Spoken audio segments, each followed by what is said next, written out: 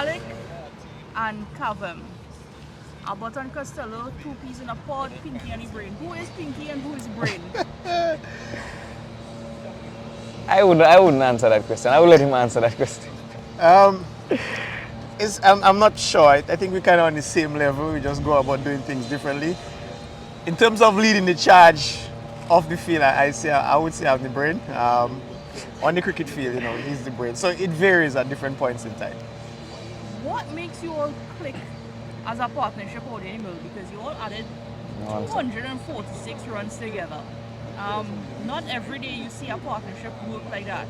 But what do you all do to make it work? Well, I think we just understand each other cricket. You know, I think we trained a lot together over the past couple of years. Most people wouldn't have seen it, but we do a lot behind the scenes. As I said, we live together and we talk a lot of cricket, so we understand each other's game. You know, he could see where I went wrong, he could see where I need a little bit of help. You know, even during innings. So I think it's just about how we understand each other's cricket. Alick, Kavem said yesterday in his interview that he basically flew under the radar to get to his century because bowlers are targeting you. Do you think it's a legit statement? Because we all know Kavem could cause some damage to the bat. Well, I think that the rate, he's not wrong, because I think that the rate I was scoring at, they were paying more attention to me, so I would back that statement. But I think he's a class act, so he went about doing his thing how he does it. You know, he normally takes time. I'm the one normally in a rush, so I think, yeah, it's right. Sledgehammer and hands, that's how he operates. Now, Kavem, when you were batting out there, what words of advice Alick had for you? He's basically just trying to break down the game. He just kept reminding me to be smart. Obviously, you know, he's fresh from a tour, international experience, and, you know, getting the opportunity to work with greats. So I think he has really been trying to share that knowledge with us in terms of, you know, what to expect. When you get certain deliveries, he kind of, you know, tell us, you know, this delivery is going to come next because this bowler bowled that delivery. So I think he pays a lot of attention to detail. I do the same, but he's kind of on a different level, you know, and I really appreciate that. We feed a lot off of him, and that's basically what he does, you know, just help us walk us through the innings. Ironic that you should bring up that sort of outlook to Alick, because that was going to be my next question. A lot of people's eyebrows were raised when they named Alick as captain of the Windward Islands Volcanoes, because he's a lot younger than some of the players on the team. Right. As a leader, what critique would you give to him? He's never wrong. You can never prove Alick wrong, but I think that's just his personality. You know, he looks out for the interests of the players. He's a person that he's big on the how. You know, he's not really about the pretty talk. You know, we got to do this, we got to do that. But how are we going to do it? What's the approach? And, you know, it comes back to attention to detail, like I said. So, and we see it in the way that he plays cricket. He leads from the front, and I think that captaincy has brought out the best in him. And, you know, the numbers don't lie.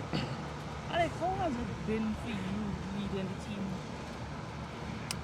It has been good. As you could see, I have a lot of senior guys to help me, because he has captain Sunil Ambrose, you have Justin Greaves, you have the keeper Tevin, you know, you have other young players, you know, getting involved. It has been good. You know, it has. I would say a lot of people talk about captaincy and talk about, you know, it might be pressure, but I think added responsibility normally lifts my game, and we could see it. It kind of forced me to think the game a bit more, you know, and always be in the game. So I would say it has been really good so far.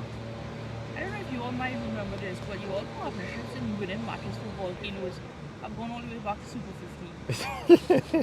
And it's certainly continuing so far in the West Indies Championship for the one more game to go against Barbados Pride.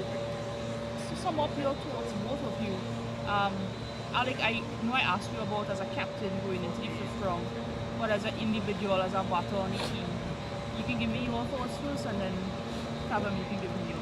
Well, like he said earlier, it's really about the best interest of the team. I play cricket, and I love to play aggressive cricket when I bat, and even in the field as well. So me going into the round, I would love to get 100, but if I woke up and somebody told me that if I score 10 runs and the team would win the next game, I would take it. So it's really not about me as an individual, it's really about the team. Yeah. My approach is probably a bit slightly different. Like I said, his approach is more like the sledgehammer and ants, and he stamps his authority. I go about things slightly differently, more like the silent assassin in terms of going under the radar, and just just doing what is required for the team. Setting the tone and make sure that everybody's comfortable. And for me, obviously, one more round to go. It's just a matter of being consistent. I'm grateful that I was able to get a century, like I said in the earlier interview. The guys held me on the back for the early part of the season. I was getting half centuries and I wasn't converting, so I'm just grateful I was able to do that for the team. So it's just a matter of being consistent and not slacking off. Sticking to the process. Understanding how things are going to be done and just trying to come good for the team again.